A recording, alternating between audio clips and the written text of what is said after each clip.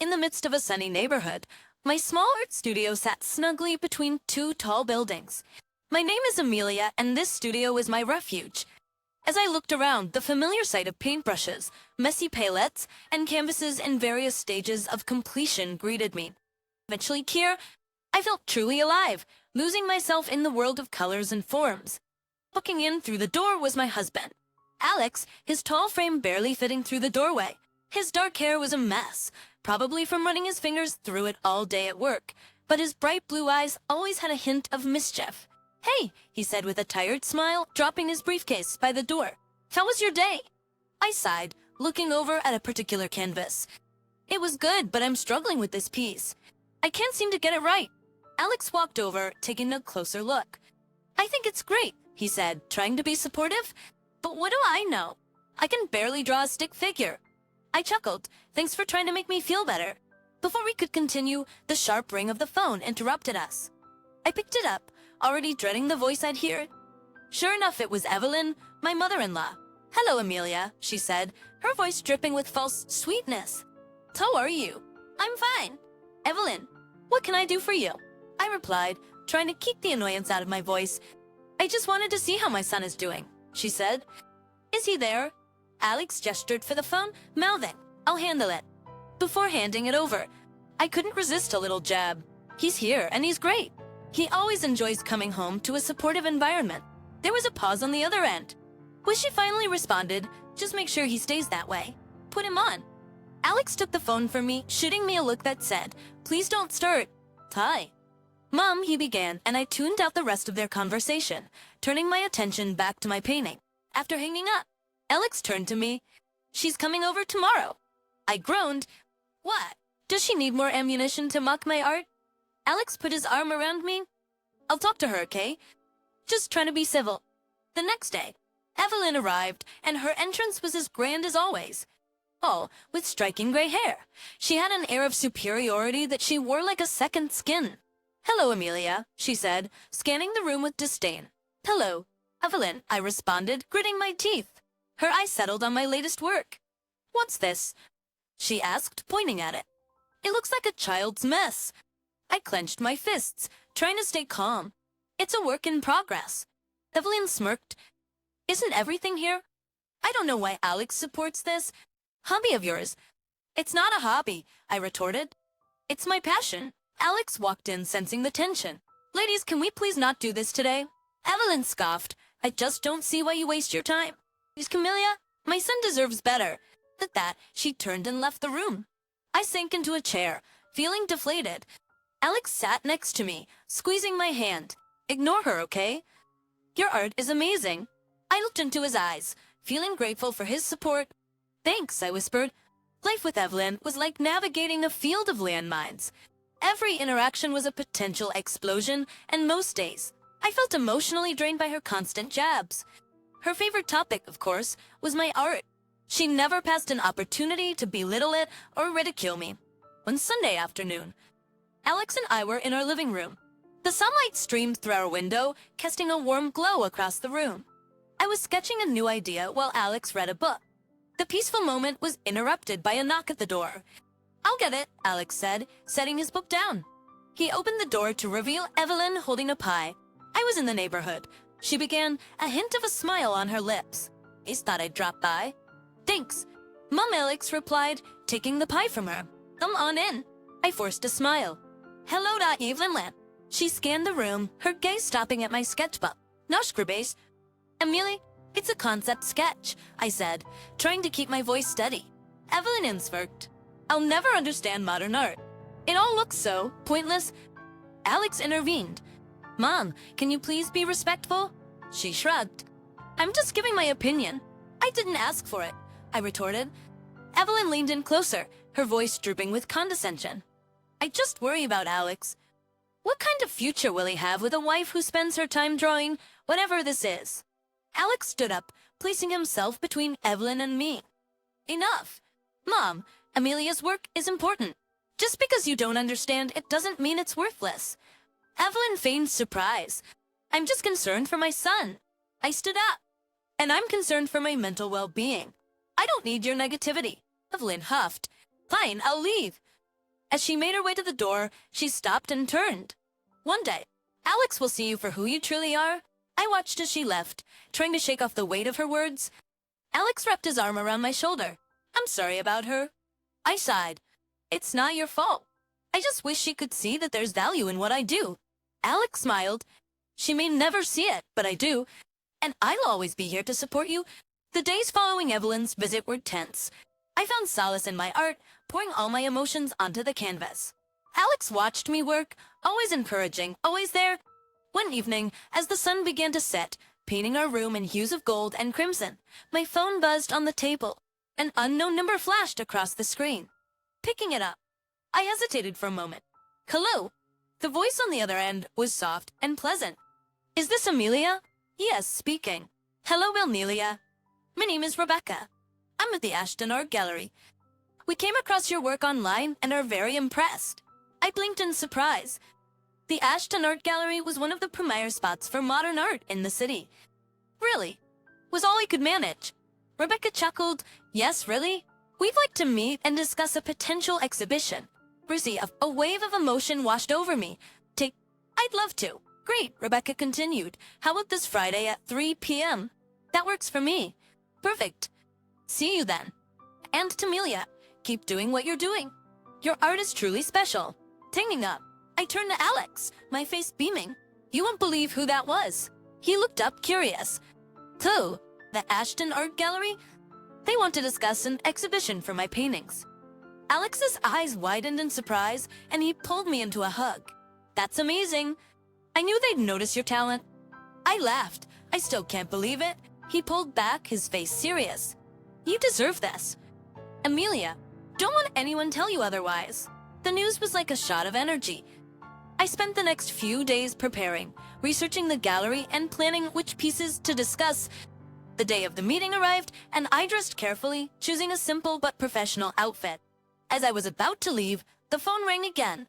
Hesitating for a moment, I answered, Hello? It was Evelyn. Amelia, she began, her tone different than usual, almost jealous. I heard about the gallery. I was taken aback. Yes, it's true. She scoffed. We'll see how long that lasts. Resisting the urge to snap back, I replied calmly, Thanks for the encouragement. Evelyn, she hung up without another word. Alex walked over, hearing the tail end of the conversation. Don't let her get to you. Today's your day. I nodded, taking a deep breath. You're right. Let's go.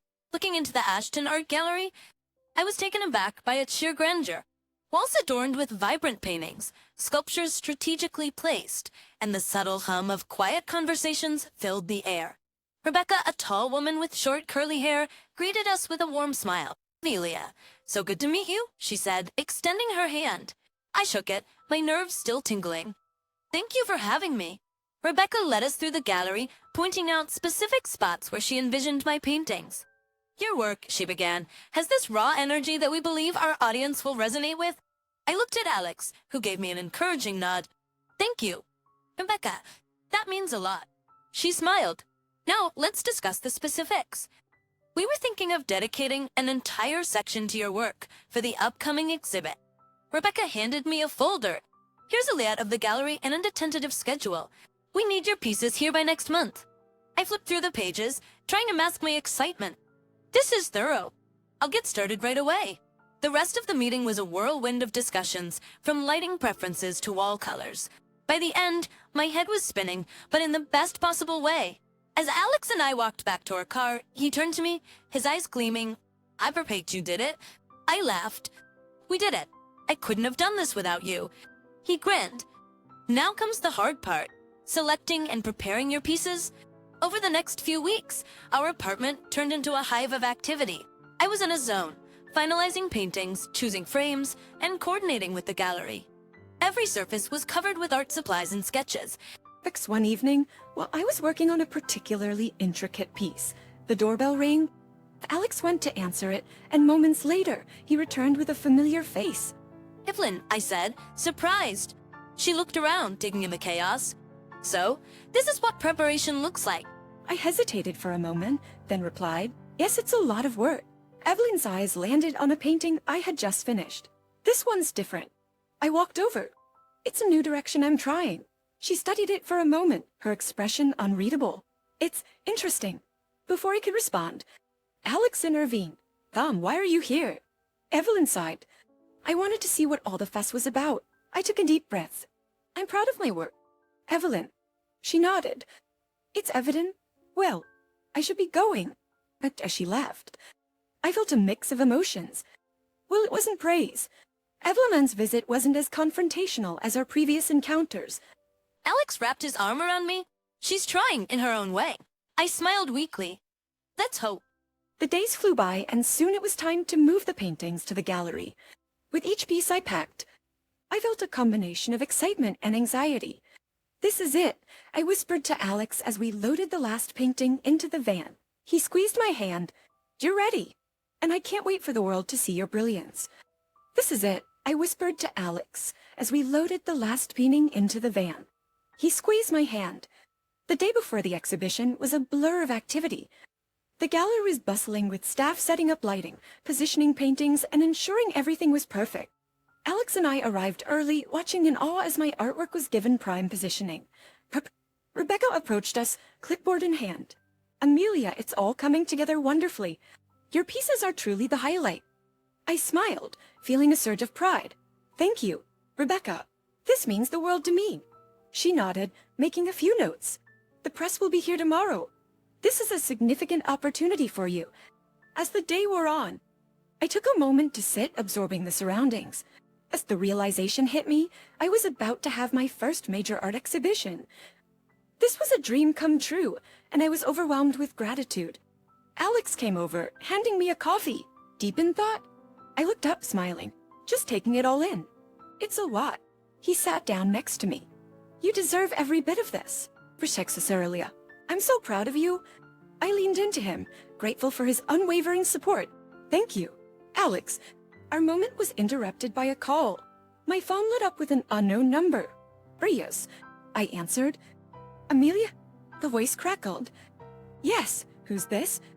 There was a pause, then a familiar voice sneered. It's Evelyn. I stiffened. What do you want?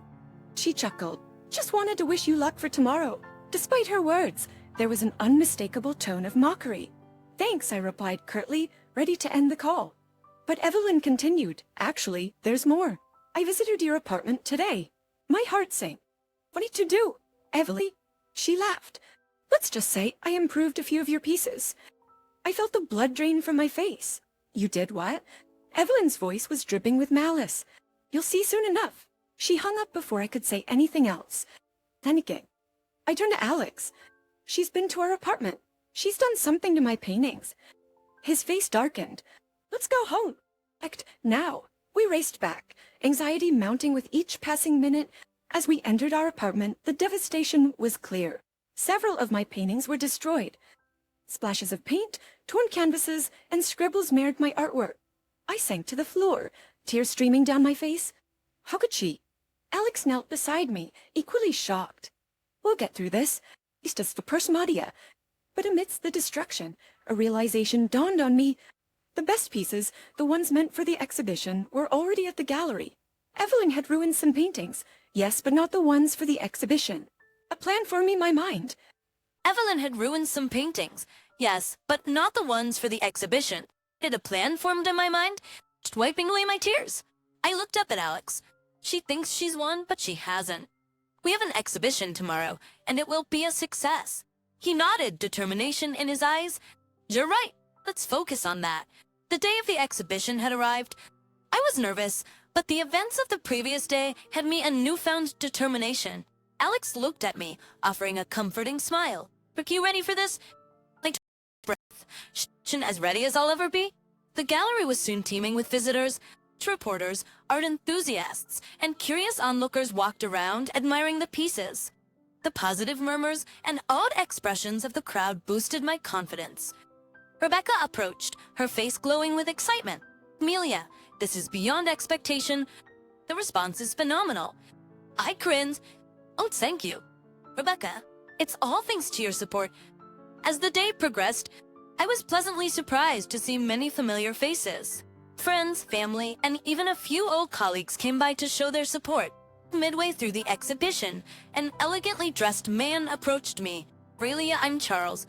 I've heard so much about your work, and I must say, it's even better in person." I blushed. "Thank you." "Charles." He looked around, his gaze settling on a particularly vibrant piece. "This one? I'd like to purchase it." In security Tiga was taken aback. "Really?" Charles nodded. "Absolutely. And not just this one. I'd like to buy a few more." I was elated, hardly believing my luck. Alex joined us, equally thrilled. "Combi, this is incredible." Racial pipilia.